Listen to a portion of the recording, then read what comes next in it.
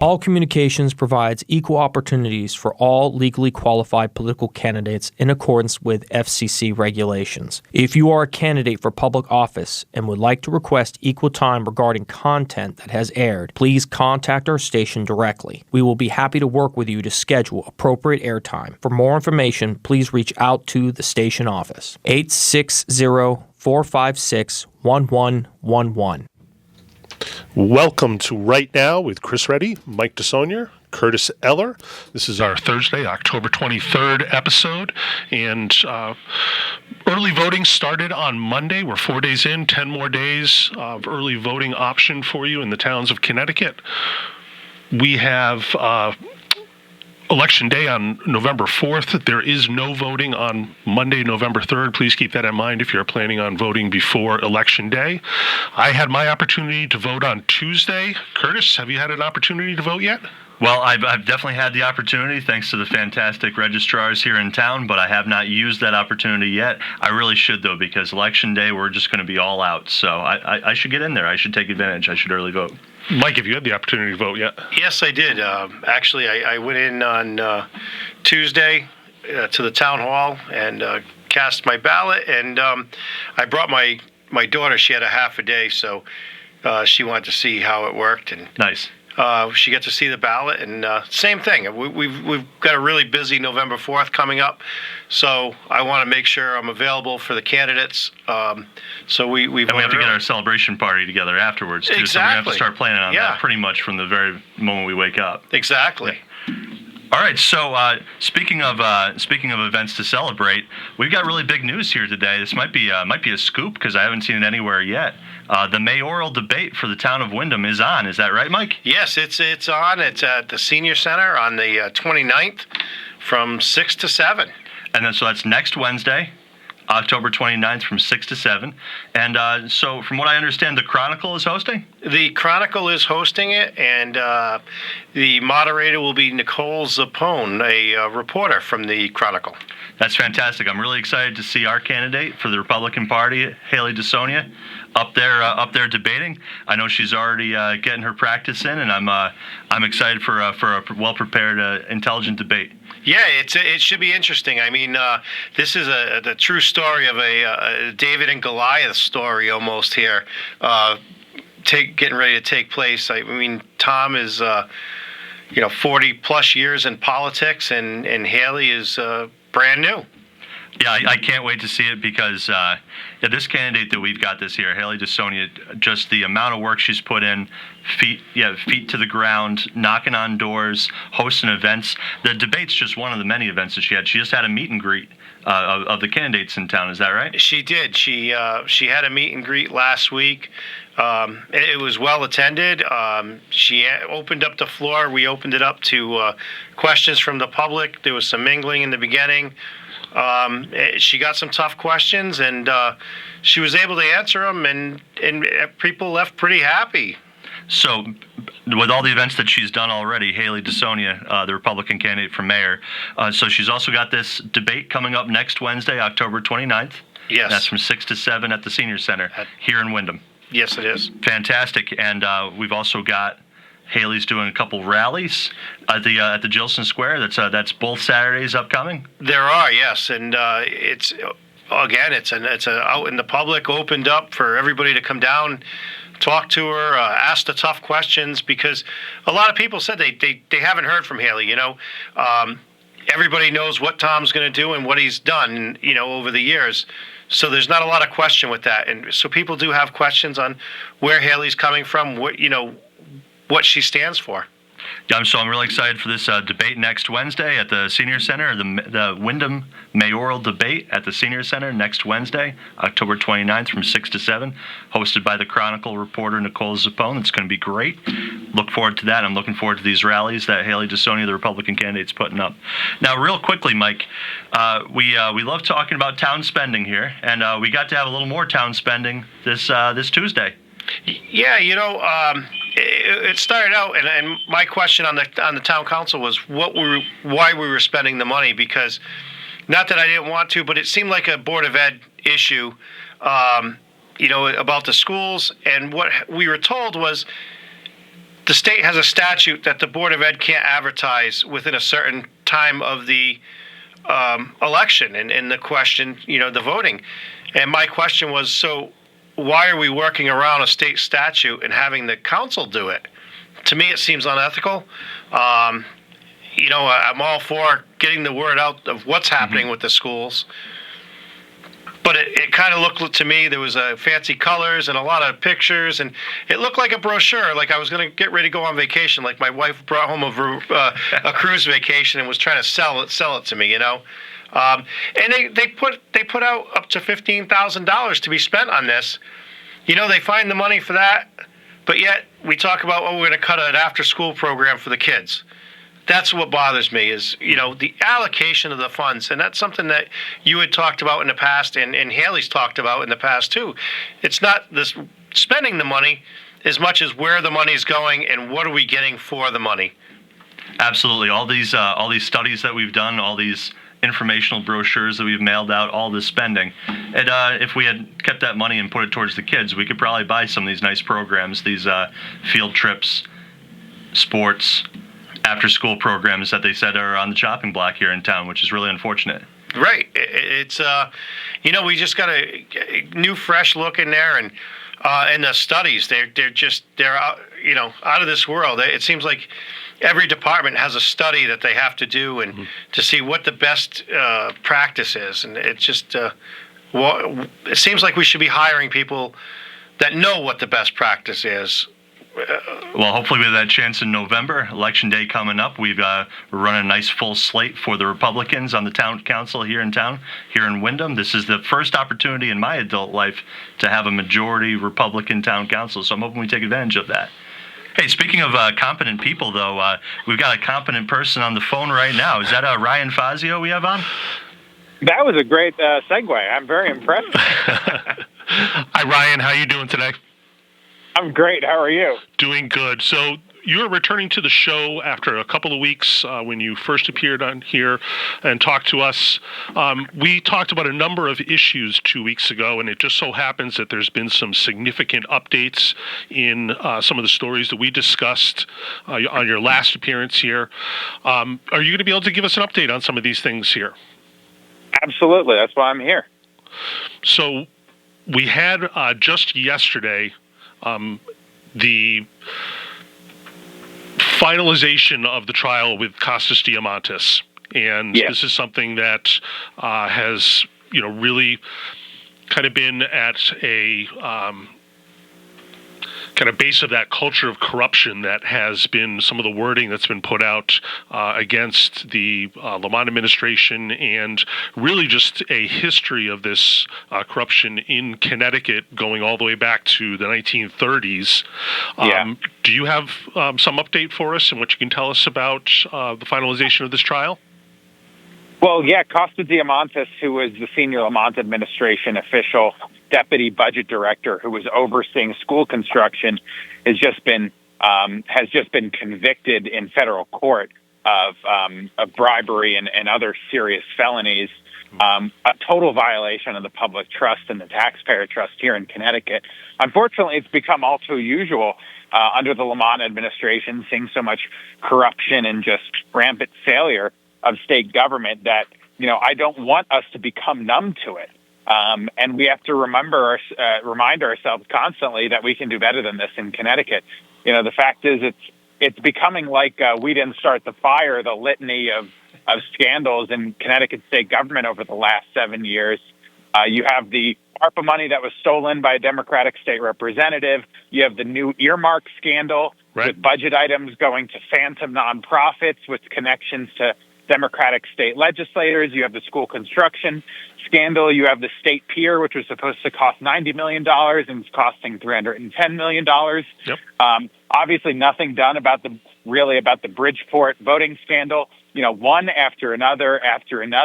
And at a certain point, the buck has to stop somewhere. It has to stop with the people in leadership of this state government who presided over failure after failure, scandal after scandal. The public can do better. We can do better here in Connecticut. The Costa Diamantis one, it's a good example of actual failures in leadership, because at the time in 2019, when Governor Lamont moved school construction from the Department of Administrative Services, which has had more checks and traditionally handled this extremely expensive undertaking, he shifted it to the budget office, which Costa Diamantis was the number 2 official at. Right. And it was warned by Republicans, including State Representative Vinnie Candelora, at the time, that this is a bad idea, and this is what happens. So again, there needs to be accountability, not just those who are committing crimes, but also the people in leadership who are failing to provide the right leadership that can insulate us from this sort of bad behavior. Yeah. The second topic that we talked about a couple of weeks ago that has also had recent changes in the news and updates that I hope you might be able to give us some insight on is that we now have appointed to Pura a full committee of 5 individuals that will be representing the negotiations between Eversource and the state of Connecticut. Yeah, well, it's about time, because since 2019, the first year of the Lamont administration, the governor has been legally required by the state law to appoint 5 members to the Public Utilities Commission, PURA, which, for some of your listeners who might not be familiar, is responsible for regulating billions of dollars of utilities, spending, and rate setting. Basically, one of the most important regulatory bodies in the entire state, if not the most important, for protecting consumers and cost of living. And it's been legally required that the governor appoint 5 members, and he hasn't for the entirety of the last 5 years. And Republicans like myself and others have been warning that, this is exactly why. Now we're down to 2 members. There was a resignation of the chairwoman after some, basically major kind of scandal type issues arose. Disclosure and whatnot. And now we're down to 2 members, one who is out the door and the other who's brand new. Right. And so, I'm glad that the governor has appointed 4 new members.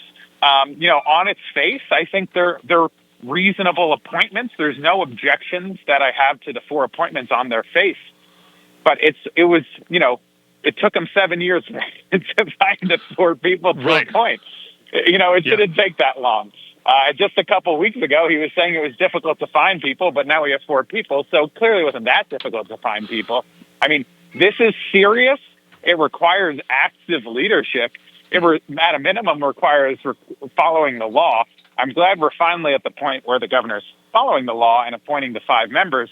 It just should have been done 6-7 years ago. Sure.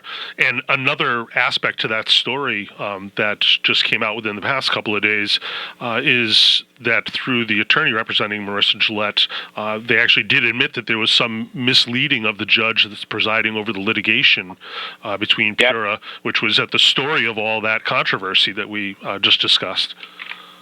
Yeah, there was a Freedom of Information Act request, and supposedly now the lawyer for the former chairwoman of Pura might be in trouble himself for allegedly misleading the court. I mean, this is a serious issue. It's extremely disappointing. I mean, I don't want to see these things. I don't want these things. This is plenty for us to talk about as members of the political minority who want to see that change.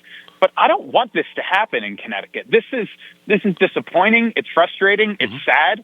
I mean, we could do better here, and that's why I'm running for governor, because I firmly believe that this state deserves better, and it's about time we had a change. Mm-hmm. I agree with you. And one more thing that I want to discuss with you while we have you on the phone is some of the rhetoric that we are still seeing coming out of Connecticut Democrats in the way of some of the social media posts that came up this past weekend. Do you want to comment on that? Yeah, it's very sad. I don't want this to be happening, that a sitting state senator is happily posting himself holding a sign that says, he wishes for the president to die of a heart attack. That you have another state senator posting, something similar. That you have the sitting congressman from Hartford County, John Larson, comparing federal immigration enforcement officers, the rank and file, to Nazi secret police. When a tragedy, a horrible crime like the killing of Charlie Kirk happens, we all say on both sides of the aisle that this is terrible and we have to dial down the rhetoric. And then we're just the Connecticut Democratic Party is openly condoning or approving of their senior elected officials dialing up the rhetoric and divisiveness and, really kind of hateful commentary, wishing for the deaths of political opponents. They say it's a joke. I mean, this is not a joke. This is serious stuff, especially when the sitting president has had 2 assassination attempts against him that were both close calls. I mean, this is serious. We can do better. We should expect more from our senior elected officials and leaders, and the Connecticut Democratic Party should stop condoning their senior officials wishing death upon their political opponents. This is unacceptable.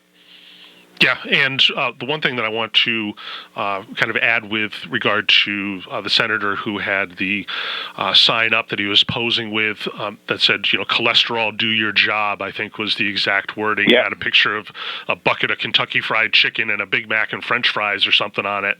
And a heart, yeah. Yeah, and as I spent my career as a medical professional. I was a paramedic. I taught EMT and paramedic classes. And one of the things very early on in all these courses, as part of the history of EMS and talking about being a medical provider, is that we don't use the Hippocratic Oath anymore, but this is something that is a tenet of do no harm, and your primary responsibility as a medical provider to respect life and respect colleagues and professional conduct. And clearly these are things that we're not seeing. And as unfortunate as it is, this rhetoric is continuing despite really significant acts that should make people take pause and think about it. Yeah, as you're correct to point out, the state senator is a physician. He is the chairman of the powerful Public Health Committee in the state legislature. And, it seems like kind of a violation, whether in spirit or in letter, of medical ethics to be wishing death on people that you disagree with politically. I mean, we shouldn't have people leading the state who have enough hate in their heart that they're wishing death on their political opponents. I mean, we can have disagreements and vigorously disagree on policy, but I would never even think to joke about that sort of thing, and certainly not to wish that sort of thing, and certainly not to defend it if someone got caught in it.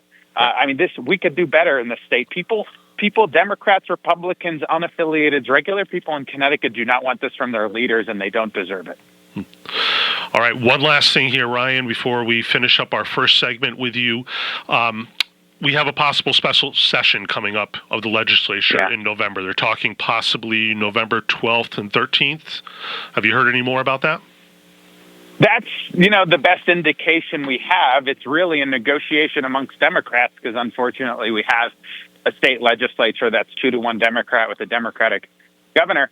But we're concerned that they could try to advance anti-local control housing legislation that would undermine the ability of towns and cities to make their own decisions, and more sanctuary state sort of regulation and lawmaking.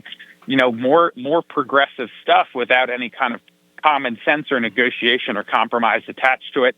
Republicans have been totally excluded from the negotiations about the special session. I think regular Connecticut residents want balance and common sense in their state government. They don't want the far left and the left negotiating over, everything that's done in Connecticut state government. So I'm concerned, but we're not sure what's happening exactly because we're being boxed out of any negotiation. And we anticipate probably second week of November probably strategically, they're going to do it after the municipal election. Sure. Yeah. So go figure. Yeah, and you think part of this might be what they're terming a response fund of state budget surplus to kind of fund some of the programs that might be in jeopardy with federal cutbacks? Yeah, I mean, it's a solution. I think it's political posturing because we don't even know exactly. We can't get firm answers from the Democratic leadership of the state government as what exact holes that need to be filled and whatnot. Again, we're going to have a really significant piece of legislation put upon us 48 or 24 hours before we vote on it without any public debate or discussion, cross-examination or whatever until the day of. I mean, this is just not how government should work. Yeah, similar to what they did earlier in the year, right? Yep. Yeah. Common practice. So one last thing here, Ryan. The House Republicans announced just the other day that they had proposed the largest property tax credit expansion in Connecticut. Do you have any comment on that? Yes, last year I proposed a property tax cap in Connecticut. And they're not necessarily mutually exclusive, but we're both getting at the same thing, that the property tax burden is too damn high in Connecticut, and we have to do something about it. It's one of the highest in the entire country. According to a New York Times study, the average property tax burden on Connecticut residents is twice that of the average American. I mean, that's crazy. And and as we all know, you can pay off your mortgage, you can't pay off your property taxes. So this is really unfair for working families, really unfair for seniors on fixed incomes. We got to do something about it. I'm glad they're trying to do something about it. We're trying to do something about it. I have a proposal that's a property tax cap. So it would take away hundreds of the 1,400 unfunded state mandates that the state government imposes on our municipalities, which drives up the cost of local government and drives up our property taxes. And then it would limit how much property taxes could be or go up from year to year, which in the long term would significantly reduce the tax burden on regular, middle-class, working-class Connecticut residents. Great. Well, thank you very much for being with us, Ryan. I hope that you continue to have great success in your campaign here for governor in 2026. Right. We appreciate you being back on the show and hope you have a good afternoon. Thank you, my friend. I'll be back. Okay. Talk to you soon. Can you imagine that if his proposal goes through to do a cap on how much property taxes could raise year over year? We see that in every town in Connecticut, that these off-election year property tax increases just through the roof. We see it in Windham. We see it everywhere.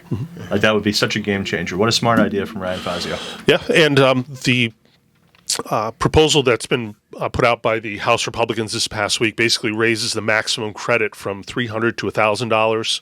It expands the income eligibility for both single and married taxpayers, and they're guesstimating that about 100,000 filers will be the ones eligible for additional tax relief in Connecticut. Wow. So those are some of the things that are part of that proposal that just came out in the past couple of days. We're getting close to the end of our first segment. I want to give you a preview of segment number 2 coming up in a few minutes after our commercial break. We are going to switch over to our municipal election programming again, and we are going to have representatives from Columbia, both Planning and Zoning, Finance, Planning, and Allocations Commission, and the Board of Education candidates coming in to speak with us on our second segment. This has been Right Now with Chris Reddy, Mike DeSonier, Curtis Eller. We had our special guest for the first segment, Ryan Fazio. This is 1400 AM, 95.3 FM, WILI. Welcome back to Right Now with Chris Reddy, Mike DeSonier, Curtis Ehler, and we have 3 candidates with us from the town of Columbia this afternoon. Before we introduce them, we have some numbers from early voting so far. I can tell you that in my town of Scotland, as of Tuesday afternoon, we had only had 6 people over 2 days in early voting. Mike, do you have some update on a couple of numbers for us in Windham here and how things have been going? You have 2 voting locations, Town Hall and Eastern, correct? Right, we do. And I just got an update about 5 minutes ago. Total for 4 days with both locations, we're under 90. But the big thing is the second location, that Eastern. Total for the 4 days, we're at 16 voters. Of them 16, about 7 were poll workers. Wow. And not one Eastern student has voted. And we're talking $4,000 a day per location there. I really don't understand what the thought process was by the state. And, I just hope we can do something in the future to better allocate the funds from our taxpayers. Clearly. And we have in studio with us 3 candidates from the town of Columbia. On the commercial break, we were talking about the early voting that happened in Columbia, and I'm going to get you an update in just 1 second here.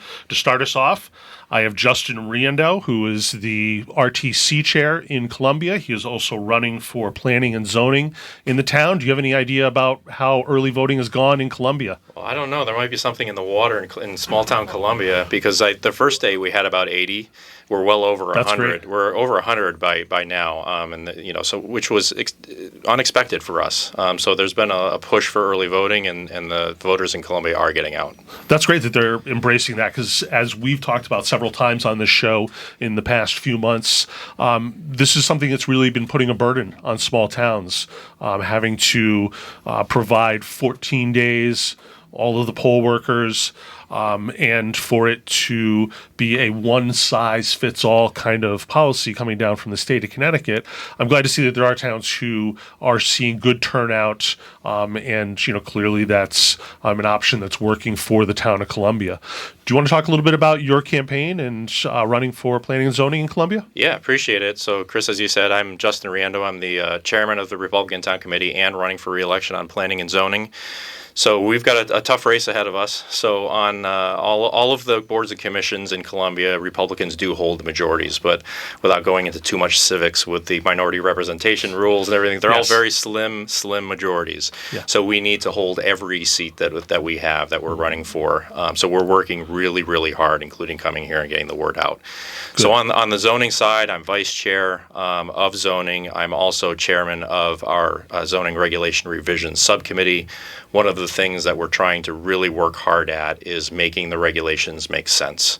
We're a small town of 5,400 people. Yep. We have 110 pages of regulations just on the zoning side, not all of which were maybe fully thought out as they were implemented over the years. And we're talking years and years of accumulation. So we've worked really hard on just giving more people property rights, trying to cut that red tape, make things make sense for them. We had a big thing in town, which was revising the agricultural regulations section in the regulations, just because, again, they didn't make sense. I've been involved in agriculture my whole life, and we were looking at these, and they were more problematic. They were creating more problems than actually helping. Right. So it isn't a matter of deregulation just for the sake of deregulation. It's having smart regulations that work well for people. Absolutely. And we've carried that across with multifamily, trying to decrease the cost of living as much as we can, our small part here. Obviously, we know that Connecticut's really expensive. Yeah. But through zoning regulation, we create expense. So we're trying to pull back on that, and we've been very, very successful. And then concentrating on our business, on our commercial zone. We have a wonderful area on Route 6 that's very heavily trafficked, but we didn't always have the culture and the regulation to promote those businesses coming in. So we were able to make some very specific changes, meaningful changes that allowed people to do more reasonably and also protect the neighbors at the same time and protect our lake. We've got a lake in town, which is the crown jewel of town. Absolutely. And we want to protect that too. So I'm running on that stance, on that ticket, to make sure that we continue that process of listening to the people, responding, and making sure that we make the appropriate changes. Excellent. Very good. Do you have two candidates with you today? Would you like to take a moment to introduce them to our audience? Yeah, we have a lot of wonderful candidates, but we brought two of them with us. So we have Christin Locke, who's running for the Board of Education, and Mike Carroll running for Financial Planning and Allocation Commission. So I'd love to have them speak a little bit and kind of tell you about why they're running and a little bit about themselves. Absolutely. Christin, would you like to go first? Sure. I'm Christin Locke. I'm running for the Board of Education in Columbia. I have 3 kids. Forgot about the last one there. She's not in school yet. My 2 older girls are actually homeschooled. So the question I get constantly is, why are you running for the Board of Education? Your kids aren't in school, and that's literally why I'm running. We had experiences prior to COVID with the school system, not in the town of Columbia, in the town we lived in before. We're not strangers to it. My kids were in public school, and it did not go well for them. So there's kind of a whole side of families that don't do well in the public school system for a variety of reasons, that don't have a voice for one reason or another, that can't speak up for themselves, that don't want to. And I think that voice is important on the Board of Education. I also think that there's a lot of times where, for one reason or another, the Board of Education in town is viewed as being like a little bit standoffish, like not easily approachable, not having a lot of transparency. They don't, for instance, record their meetings like a lot of other meetings in town do, so people can't easily access them. So there's some optics issues at times where I think parents don't feel like it's easily approachable. They don't really know how to get involved. They're like worried about, their kid getting singled out or whatever the case is. So I think sometimes having people with different vantage points on a board is really helpful. Very good. Yeah. Now, how's your experience been with homeschooling in Connecticut? Yeah, it's actually been amazing. Connecticut has, surprisingly, our regulations for homeschooling are very limited here. There is a law that governs it.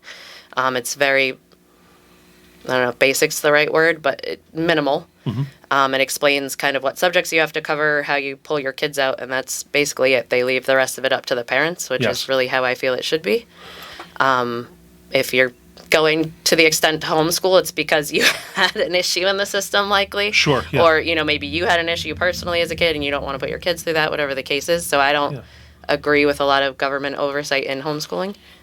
I agree that I just think that recently there's been a lot of a huge kind of controversy over homeschooling in Connecticut, and a lot of blame back and forth for things that really are not on the owens of the homeschooling community. Absolutely. So I just want to know how your experience had been. So I appreciate you sharing that in your personal life and how absolutely. you feel. There's been a lot of legal cases that end up getting kind of blamed on homeschooling that we agree that they're messed up too, and usually they're messed up by DCF and have nothing to do with us. And there was a great turnout at the state capitol earlier this year for the homeschooling community that showed up en masse. I mean, there was hundreds of kids there that day that sat there all day, waiting for their opportunity to have their voices heard. Yeah, it's a perfect civics lesson if you're homeschooling to bring them up to the capitol, and my kids understand kind of the legislature and why things are happening and what's happening, where you can pull a kid out of public school and they're like, what's this building? They're not really sure.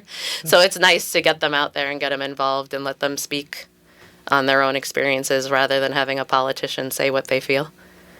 Now, Christin, I'm really excited that you're running for Board of Ed in your town of Columbia. It's you're the kind of candidate that we all like to see, a diversity of ideas and different perspectives to take to the Board of Education. You're interacting with education in your town in a different way as a homeschool family. Is there anything that you as a homeschooling family would like to see the Columbia education system provide to homeschool families that you're not seeing or that you're not experiencing right now? No, I wouldn't like to see anything provided, and I'll caveat that with saying that the way the laws are set up in the state of Connecticut, we don't get anything from you, but you don't get anything from us. Right. We don't want the oversight. And every state that has gone in and offered something to homeschoolers, whether it's sports or funding or something of that nature, it ends up coming with strings attached that most homeschoolers here don't want. Very interesting. So in that way, I I don't want anything. We work a lot with like the public library systems and with different programs to get things for our kids that they do need. But as far as something from the school system, we don't want anything. That's great to know and understand. Someone that's actually lived through that experience and knows what the consequences of those sort of decisions is. Thank you. You're welcome. Yeah. We have a third candidate here from the town of Columbia, Mike Carroll. Mike is running for Finance, Planning, and Allocations Commission. Welcome to the show, Mike. Thank you. Why don't you tell us a little bit about yourself? Yeah, so my name is Mike Carroll. I'm the newest of all the candidates. I've been in the area going on 3 years in January. But I love the community that I'm in. Live right next to a lake that Justin beautifully described, and traveling all over New England. And when I come home, this actually feels like home. Good. So I've been involved in politics for quite some time now. But it's great to be able to give back to my community. And with planning, I was thinking of you for a minute, for Financial Planning and Allocation Commission. To me, it's great because it's a governing body to where it's an oversight on the budget, make sure the numbers are correct, make sure the programs or the policy that are put forth that they're correct for the town, not just for the town, but the residents. So one of the biggest things, I'm a historical researcher by nature, if you will. And so I take that ability to be able to look into the numbers a little deeper, look into the programs. I never want to just say yes just to get scored points with, either my side or the other side. And I'm working really to work with both sides. If you have a good policy, if you have good numbers, let's make it happen. If not, let's talk about it, see if we can come to an agreement. Sometimes you're not able to. And if you're not able to, again, I'm not just going to say yes just to pass it. Very good. Do you have anything that you see as critical changes for Columbia that you can help out as being part of finance, planning, and allocations? Yeah, one of the biggest things, I was talking to Steve Everett, first selectman, and a tremendous individual. One of the biggest things is to deal with the infrastructure. So roads and things like that need to be addressed. And right now, they're kind of lagging. And that, let's figure out a way to get there, get the money spent correctly. Because the more we avoid it, of course, tragedy is going to unfortunately happen. And it's going to cost more in the long run. So hopefully over the next 4 years, whatever it is, hopefully sooner than later, we can address some of that and be able to scale back maybe from one program to take care of what we need to. You guys have had a couple of bridges right off Route 6 in the past few years that have been updated. A lot of that was through state grants, correct? You got I believe partial so. Justin, coverage you would know on more about that. Yeah, Again, I've only been here 3 years. okay. I don't want to seem ignorant or anything. No. I don't have all the answers on that. No, but I'm just saying, like, there is infrastructure programs that are going on in Columbia, and like Justin said, you're really kind of working on developing that area right along Route 6 and taking advantage of that, traffic corridor that happens. I agree with you guys 100% that one of the it's small town greatest, America. and one of the really greatest is. features is that lake. You guys have a beautiful lake in town there. If you've not had the opportunity to go out on Columbia Lake, I have friends that I think are there. one of the biggest things that is a problem for us, if you will, is having that lake. And that's not the problem, but there's certain things you can and can't do because of the lake being there. When it comes to, you can't have these massive restaurants, or you can't have, say a Walmart and things like that. And so, while people may want it, we have to be realistic too. So you definitely need to take care of the roads and the infrastructure. That should be one of the biggest things. Of course, things like, fire trucks, things like that, ambulance, all that should be addressed as well. It's just walking that fine line, making sure the numbers work, make sure the policy works. You're not going to please everybody, but that's really what it's about too. I mean, we should never make everyone happy all at once, because you're doing something wrong. Right, and a lot of our small towns are suffering the same exact circumstances, where we're burdened by state government and unfunded mandates, and rely on all of our local property taxes to fund all the schools. And that's, people want taxes down. I've talked to not only Republicans but Democrats. Again, I have friends that are Democrats. They're not all bad people. And same with Republicans. We're not all great people. There's good and bad on both sides. One of the biggest things is, how do we lower taxes?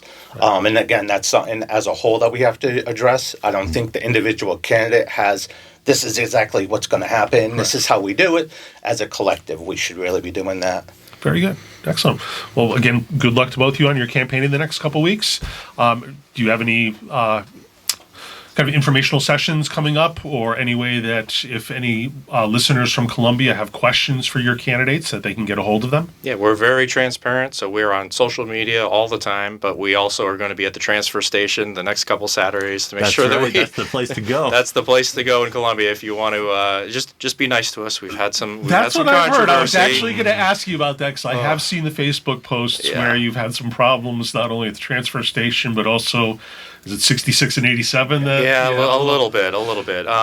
There's been a lot of vitriol. Some people cannot separate national politics from local politics. Yeah, I didn't realize that Trump is on the ballot in Columbia. But apparently he is. So I don't know what we're supposed to do about that. But we're running for Board of Ed, FIPACs, Planning and Zoning, Board of Selectmen. So we just ask people to really think about local and how we're treating our neighbors when we're out campaigning. Yeah, that's right. Absolutely. Like, regardless of political affiliation, you have more in common with your next door neighbor than you do with any of these people in federal level politics. Like, none of them are coming here to our small towns. Sometimes people can't see past that. Yeah, and that really is something that we have to work on. Our first segment today, we talked about some of the rhetoric that was seen this past weekend with some of the state legislators. Yeah.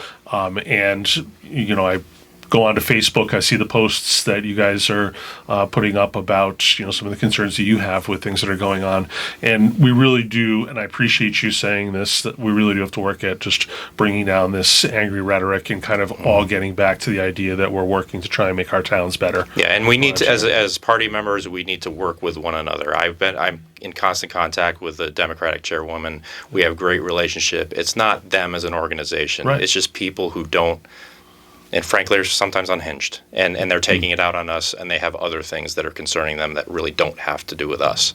So we just do our best that comes with the job, but it's been a rough election season. Yeah. So, Yep. yeah. Feel that all around. Yep. Now, in Columbia, you have early voting and election day voting that all takes place at the Yeoman's Hall. Yep, it's all at Yeoman's Hall, and we're following the 14-day early voting per state laws. November 4th, it'll be at Yeoman's as well for day of voting. Okay. Any other issues that you want to talk about in the town of Columbia, or any other candidates that you'd like to discuss that you think deserve some attention before Election Day and during the next 10 days? Yeah, we've got just a wonderful slate. And what I want to talk about with our candidates is just the breadth of experience that we have. We have younger folks. We have experienced folks who had leadership positions for a long time. So when we look at the Board of Selectmen, we've got Steve Everett, who's running for First Selectman, unopposed, which says a lot. We've got Rachel Riendeau, who happens to be my wife. She's running for Selectman. And Paul Zader as well, who's great. We've got Kelly, Art, and Mike on FIPAC. We've got Gina Jarvis, who's running with Christin on Board of Ed. And these are people who are part of the community. They care about the community. It's not There's no ideological possession with us. And that's something as chairman I'm very, very proud of. We're there to do what's right.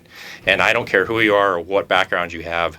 You would go out to dinner with each and every one of my members, and you would have a good time and a very productive conversation.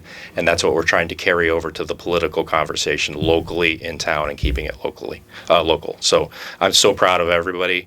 I'm proud of how we've conducted ourselves and how we're getting through this campaign season, and I really hope that the voters in Columbia see that as well. Excellent. Well, thank you very much. We really appreciate you coming down here today. Do you have time for just a couple more minutes of discussion? Absolutely. Before the end of our segment here? Yeah. I do want to kind of touch something that I saw as a concern in Columbia. And clearly, for a long time, we've had issues with roadways. We talked about infrastructure. I was a paramedic and worked through Wyndham Hospital, covered the town of Columbia as a paramedic. And in working across the state, by far the worst thing that happened in this area were the motor vehicle accidents. Between that limited access highway portion that ends right at your town line with, Willimantic, and 66 going all the way through town into Hebron, 87. Some of the worst accidents that I've seen were in that stretch of Columbia, and then North Wyndham and Chaplin area on Route 6. Now we're looking at increasing the planning and zoning to, kind of talk about increasing the business in that area there. Are you thinking about long-term what concerns there are with the roads in this area, and the fact that really we're not seeing speeding being enforced on a state level? We rely on state troopers around here. We're not seeing that often. Most of these accidents are people that are, doing 70 miles an hour coming off of the limited access highway onto 6 or 66. Right. Do you have any comments? Have you lived here long enough in Columbia that you've heard all the sirens going off at the firehouse at 1 o'clock in the morning, and accidents on all these small country highways? Yeah, and I live right on 66. I have a full acre in my front, and Lifestar has landed there. Yeah. So it's very, very close to home for us. It's interesting because from a Board of Selectmen perspective, I'm not on the Board of Selectmen, but from working with them, this is one of their biggest issues. So recently, to try to alleviate or to try to work towards solutions, we created in town a traffic and safety committee, which Christin and I actually sit on. We just had our first meeting last week, I think. What we're trying to do is say, okay, the complaints coming in from the residents primarily are speeding, but is it really just speeding? I mean, that can be a symptom of the problem, but I think we're talking about everything holistically. There's been ideas about speed cameras on the side roads, and that's, some people are not too sure about that because of the issues with those. We, as part of this committee, we have the state trooper, we have the Department of Public Works manager, we've got our fire chief and assistant fire chief, and just listening within that first meeting on what they were saying, they're like, most of the people that we pull over the trooper, and he's being very, very strict with enforcement. Like he is enforcing. And but he's like, most of the people, like the vast majority, are residents of Columbia. Like, this is an internal conversation that we have to have. And when you look at our intersections, like 87 and 66, 6 and 66, that what you were talking about there, those are bad intersections. Pine Street and Hennequin and 66, at the bottom of a bowl where people are going 100 miles an hour. So I think we can alleviate some of these. We need to first work on communication, making people aware of what the actual issues are. Then look at what are the solutions. Enforcement is already being done. Can it be done more? Yeah, I'm sure it can. But also, we've got the lighted speed signs coming up. We have 2 that just got put up in town over the last couple of weeks. And these things can be moved around. We can gather data. And then, can we just get a green arrow at some of these intersections? I know, yeah. I mean, little things like that. I mean, there was a bad accident in the center of town on 66 and 87 just the date yesterday, 2 days ago. Like, this is constant, and our fire department has to deal with these with limited resources, and people's lives are obviously in danger. So we have to work towards a solution. Board of Selectmen's doing a great job pushing it in that direction. Good. Yeah. Excellent. All right. Well, we're coming to the top of the hour here. We have a few minutes left. Again, I want to thank you all for coming down and being in studio with us today. We have a crowded house, but we enjoyed having you down here to talk about local issues. We're trying to, during this election season, municipal election cycle particularly, talk to as many towns in the area as possible and discuss this. And I think it's really important for us to get messaging out that, we are working very hard to make sure that Republicans are getting elected into these town positions that really help to shape the future of these small rural towns that are really struggling with the affordability issues that Connecticut's facing here. So thank you all very much for not only showing up today and providing our listeners with some information about you and your campaigns, but also for simply being involved and taking on these roles in your small town. The civic engagement we're seeing is not the best in many of these towns. We are having trouble with the requirements, as we talked about earlier in the show, with registrar of voters being able to commit to long time early voting periods, and that it is something that we are taking for granted. These people have been there for years doing this job, and now the demands are really increasing. And I'm sure you're feeling that with being on multiple commissions and boards in the town of Columbia, that we need to kind of increase not only voter participation. It sounds like you guys are doing a great job with that, especially during early voting, but also to increase that civic engagement and get people involved in helping out their towns. Yeah, we need to continuously work towards that and get people more involved, because it's hard, it's difficult. And for the as you said before, it's not a one size fits all. And a lot of times the folks in Hartford think that. We're a town of 5,400 people with limited resources. When they pass these laws and they're not thinking about us when they pass them, how can we manage those things with limited resources? So yeah, civic engagement, the resources, these are just constant challenges we're having to push through. Very good. Well, to all three of you, good luck in the next couple of weeks. We hope to hear Thanks, good guys. news on November 5th. Thank you for coming down here. We're coming up to the top of the hour. We have about a minute or two left in our segment.